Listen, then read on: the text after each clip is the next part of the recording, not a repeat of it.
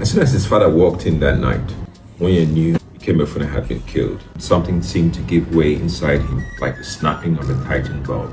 He did not cry. He had the same kind of feeling not long ago during the last harvest season. Every child loved the harvest season. Those who were big enough to carry even a few yams in a tiny basket went with grown-ups to the farm. And if they could not help in digging up the yams, they could gather firewood together for roasting the ones that would be eaten there on the farm.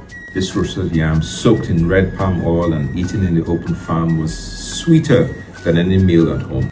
It was after such a day at the farm during the last harvest that Nwoye had felt for the first time a snapping inside him like the one he now felt. They were returning home with baskets of yams from a distant farm across the stream when they heard the voice of an infant crying in the thick forest. A sudden hush had fallen on the women who had been talking and had quickened their steps. Nwoye had heard that twins were put in earthen pots and thrown away in the forest, but he had never yet come across them. A vague chill had descended on him, and his head had seemed to swell.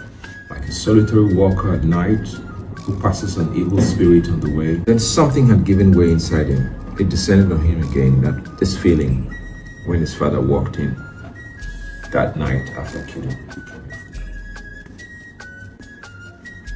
Things fall apart by Achebe.